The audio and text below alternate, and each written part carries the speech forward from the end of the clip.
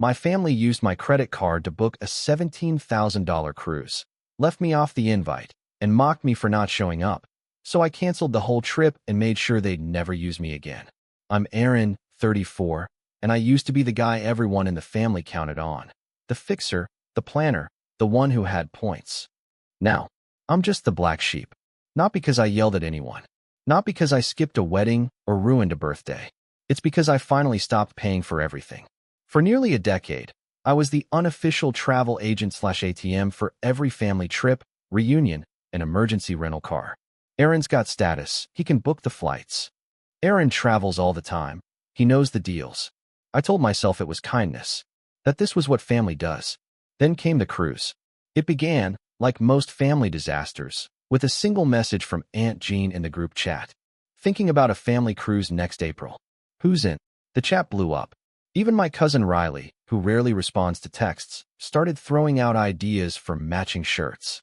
Polls flew around about destinations. Everyone was tagged. Everyone, except me. At first, I figured it was a glitch. My phone had acted up before. So I texted my mom. Hey, what's this about a cruise? 3 dots. Then, oh, we didn't think you'd want to come. I just stared at that. Not angry. Just empty.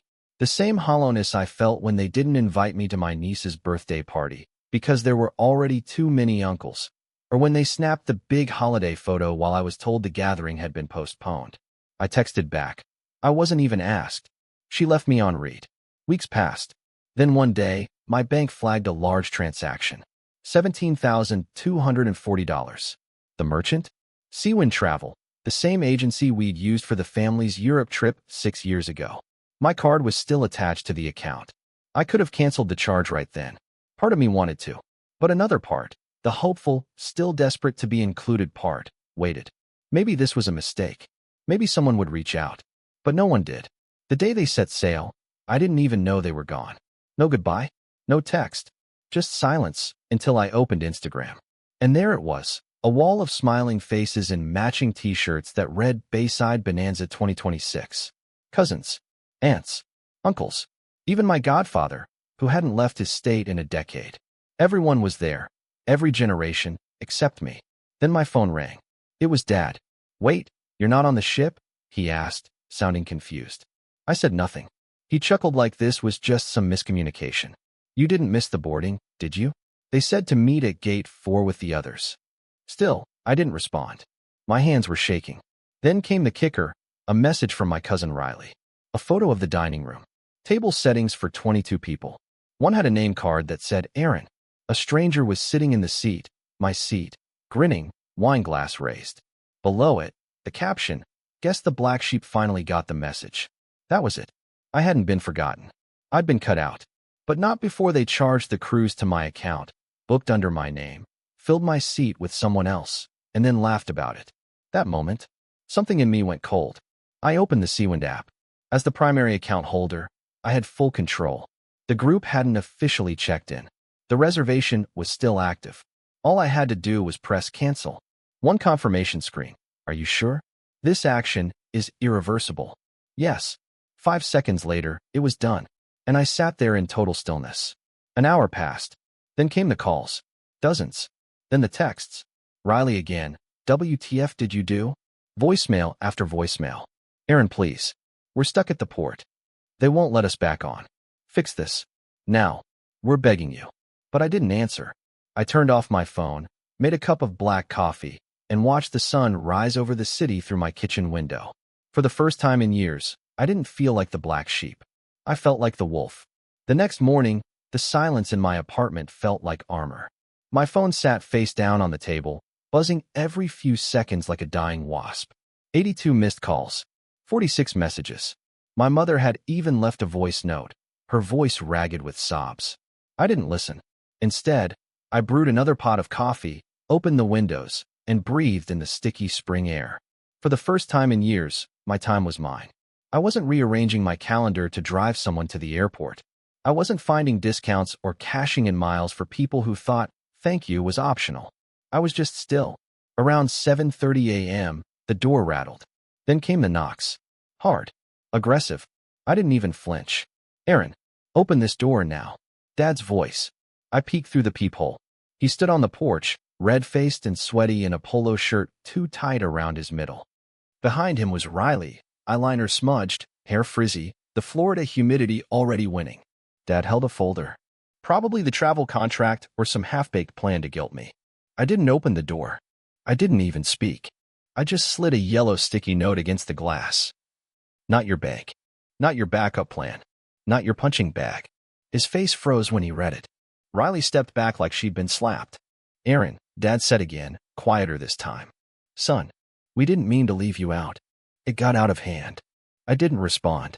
They stood there for 10 minutes before walking off, defeated. That afternoon, my cousin Jamie, one of the few I actually trusted, texted me, Dude, they're melting down. Aunt Nora's trying to sue the cruise company. Uncle Tom missed his flight home. Your mom's been crying since 6 a.m. I didn't gloat. I didn't even feel victorious. But I felt something like peace. Not because they were miserable, but because I finally stopped letting them chain me to their expectations with invisible rope. That night, there was another knock. Softer this time. I opened it to see my younger sister, Lily. She was always Switzerland, quiet, cautious, allergic to confrontation. I didn't know, she said, clutching a tote bag.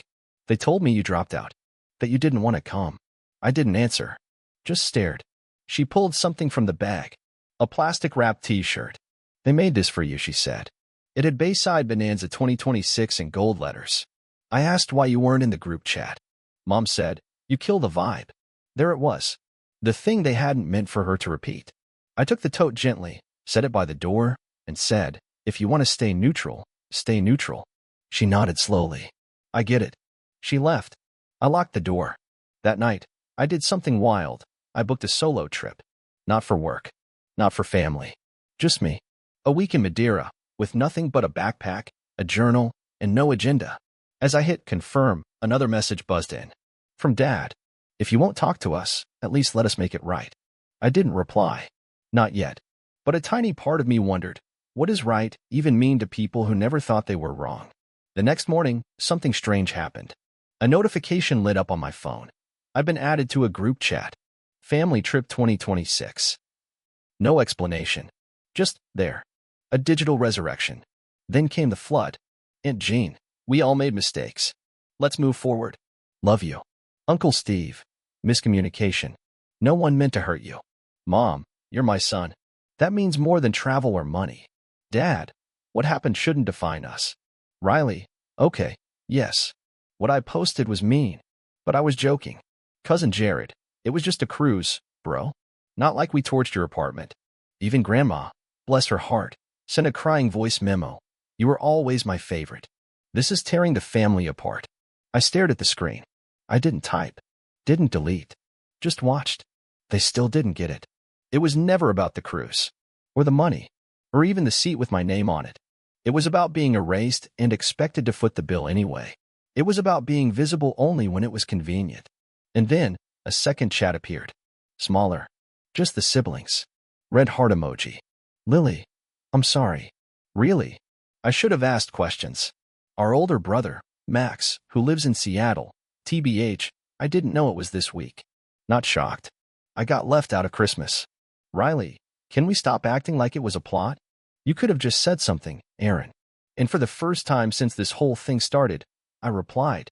You replaced me at dinner before I even said a word. That's not a mistake. That's a choice. Seen by Riley. No reply. Lily hearted the message. Max sent a thumbs up. And for once, that was enough. 2 days passed. The silence didn't hurt anymore. It felt earned. Like peace after years of static. I took walks with no destination. Cooked food I actually liked. Reread a book I hadn't touched since my last solo vacation. Sand still trapped in the spine from a beach in Nice I'd once wandered alone, long before I became the family planner. And then came the letter. No return address. Just my name on a pale envelope that smelled faintly of rosemary and lavender, my mother's signature sent since I was a kid. Inside, only a few sentences. Her handwriting, always neat and sharp. I know we crossed a line. I know it's not the first. But this family is falling apart, and I can't hold it together without you. Please, come to the house. Let us explain. It wasn't an apology. Not really. But it was something. And it gave me an idea. I wouldn't go back on their terms. I'd let them gather once, but on mine. So I sent one message to the Family Trip 2026 group chat. If you want to talk, come to the house. Sunday at 3 p.m. All of you.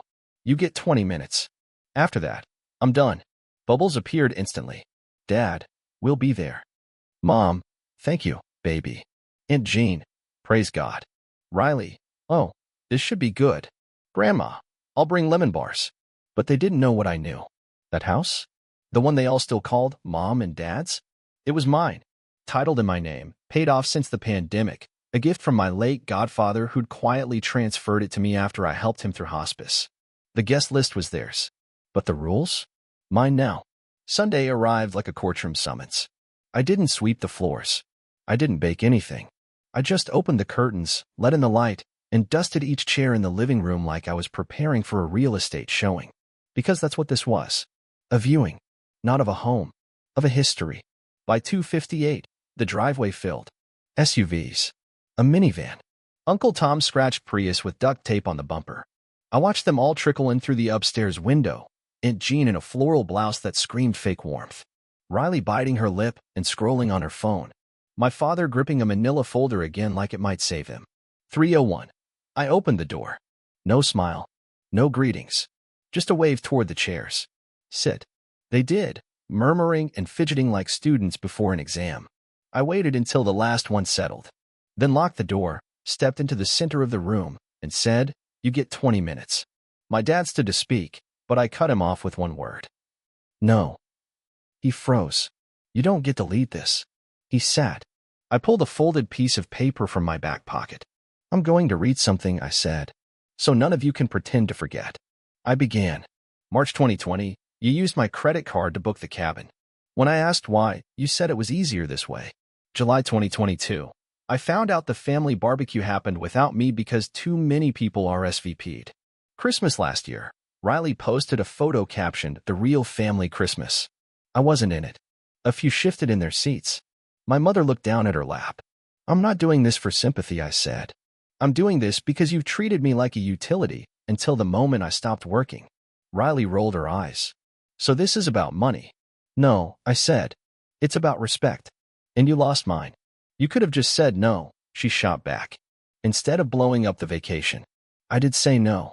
Dozens of times. You just heard, maybe later. Aunt Jean piped up. We're family. Forgiveness. I snapped. Funny how that only comes up when you need something. I walked to the TV stand. Pulled out a slim black folder. This, I said, holding it up, is a notarized notice. As of today, none of you have access to any of my accounts. No cards. No points. No booking privileges. The joint card? Closed. The airline plan? Gone. I handed it to my dad. His mouth opened. Then closed. I didn't come here to yell. I came to end this. My mother's voice cracked. We can change. No. You can't. But I can. Then, for the first time, my grandmother spoke. Her voice was like brittle leaves. What do you want us to say? I looked at her. She was the only one whose eyes held any real remorse. Nothing, I said. I don't want words anymore. I want distance. And then it happened. Max, quiet, gentle Max, stood up. Walked over to my side. I'm staying, he said. I felt this too. Just didn't have the guts to say it. Silence. Then my dad stood, clutching the folder. Aaron, don't do this. I didn't, I replied. You did. I'm just finishing it. I opened the door. You're free to go. They filed out slowly, as if expecting some last twist. A joke. A hug. There wasn't one. Riley was last. You'll regret this one day. No, I said, locking eyes with her. I'll regret waiting this long. Door closed. Lock clicked. Max let out a long breath. So what now? He asked. I looked around the quiet house. Now? We start over. With less noise. That night, we opened a bottle of wine. Talked like brothers. Laughed. Planned a road trip. Just the two of us. No matching shirts. No group chat. Just freedom. It had been 4 days since the tribunal in my living room. 4 days of no calls, no texts, just the sweet, eerie calm of burned bridges behind me. I thought that was the end. Until Lily showed up. She knocked around 8 p.m., eyes wide, shoulders tense. I left the family group chat, she said. I'm done pretending. I opened the door wider, silently inviting her in. She dropped her purse on the couch like it weighed 100 pounds and sat, wringing her hands. "Dad's losing it," she said. "You've officially been labeled the ungrateful traitor now. They're saying Grandma's stress over you sent her to the hospital for an overnight stay." I frowned. "She okay?" "Yeah, probably just exhaustion," she said. "But that's not why I came." She pulled out her phone and showed me a screenshot. It was a new message thread. Group name, Operation Reconciliation. Aunt Jean had created it. But the real kicker was what they were discussing. How to guilt me back into the fold. Strategies. Manipulations. Lies. I'm thinking if we tell him Grandma's health is failing, he might soften. We could say it's about healing the family, make him look selfish if he refuses. We should stage a sit-down with a therapist. I know someone who owes me a favor. One message from Dad stood out in bold. "This isn't about feelings. It's about control. If we don't pull him back in, we lose the perks." I blinked at it. Read it again. Perks. Me. I felt something split inside. Not rage. Not sadness. Clarity. They weren't trying to make amends. They were trying to reset the system, reboot the program where I was the wallet, the chauffeur, the organizer. Only now, I'd escaped. And they couldn't stand it. Lily looked like she might cry. I screenshotted everything she said.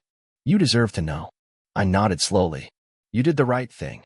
That night, I barely slept. My mind reeled with old memories I hadn't wanted to revisit. I remembered how, 5 years earlier, when I got promoted and tried to celebrate with dinner at a fancy restaurant, they all canceled last minute because Uncle Tom's lawnmower broke. They said it wasn't worth rescheduling over, just a title change. I'd picked up the check anyway. I remembered when my dog, Luna, passed. I was devastated. I texted Mom in tears. Her reply? "She was just a pet, Aaron. Let it go. You're being too emotional."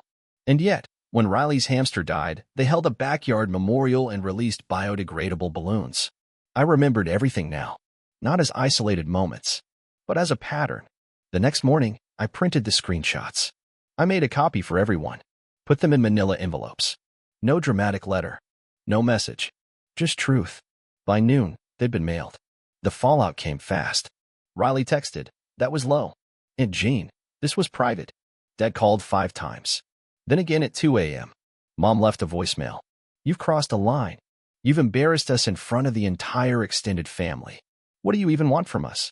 But here's the part one hadn't expected. Max called too. He was laughing. "Dude, you detonated a bomb."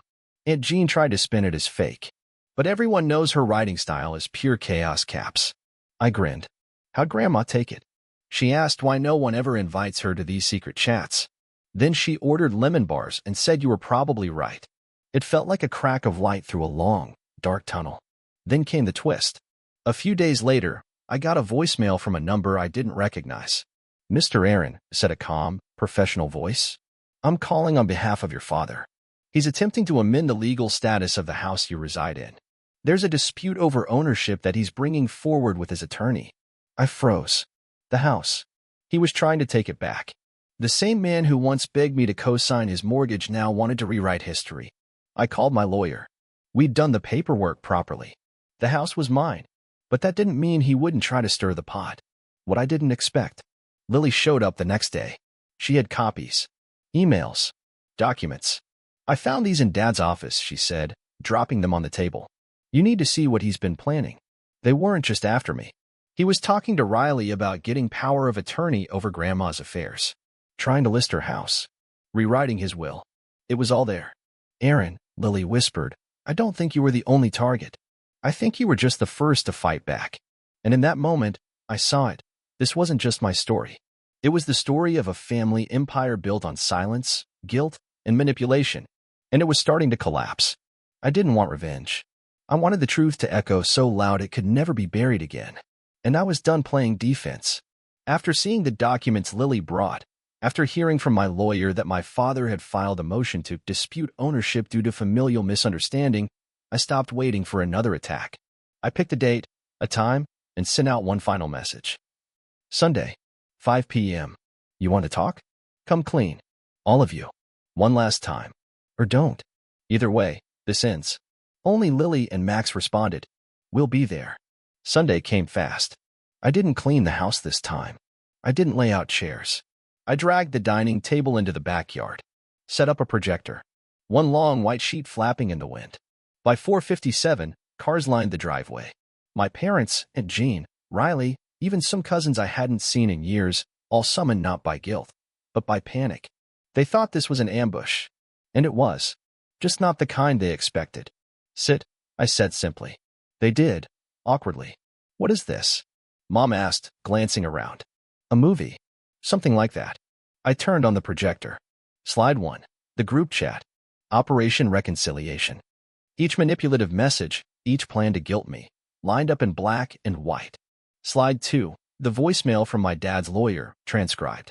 Slide 3. The property deed. My name in bold. Signed. Stamped. Irrefutable. Slide 4. The emails Lily found. Plans to coerce Grandma into signing over rights to her house. Discussion of how to make her believe it's for her safety. Riley gasped. "You went through our emails?" "No," I said. "Lily did. Because she's done too." Silence. My father tried to speak. I cut him off with a remote click. Slide 5. A video. Me, reading a statement to camera. "This is for every time you said, 'We didn't mean it like that.' Every time you left me out and called it a scheduling issue. Every vacation I funded. Every group photo I was cropped from. Every thankless booking, every last-minute bailout. Every smile I had to fake while being erased in real time." The camera zoomed in slightly. "You built a family that only functions when I'm quiet, generous, and invisible. That ends today. This isn't exile. It's emancipation." I turned off the projector. Dad stood. "You don't get to just abandon your family." I stood too. "No. I get to build something healthier. You can stay here in the wreckage. Or not. But don't call it home anymore." He opened his mouth. But this time, Max beat him to it. "We're not coming back," Max said. "Not like this." Lily nodded beside him. "I'm tired of pretending it's okay." My mom cried. Softly, at first. Then harder. But even through the tears, I saw it, that old flicker of indignation. She still believed she was the victim. They left in silence. But before they reached the cars, Grandma slowly walked back toward me, her cane thudding against the grass. "They'll never admit it," she said, voice cracked but firm. "But you did what I never could." She slipped something into my hand, a photograph. Me, age 9, holding a model ship we built together. "They started losing you long before the cruise," she whispered. "I'm just glad you noticed before you drowned." Then she shuffled off, the only one who didn't look back. That night, the house was quieter than ever. But it wasn't lonely. It was clean. Max and I stayed up drinking wine again. Lily joined. We laughed, talked future plans. They both said they were thinking of moving, maybe even to the coast. We toasted to something we'd never had before, a family we chose. And just before midnight, I received one last message from an unknown number. A photo. It was Riley, sitting alone at a nearly empty table, cruise shirt slung over her chair. No text. No context. Just emptiness. I smiled, then finally deleted the group chat for good.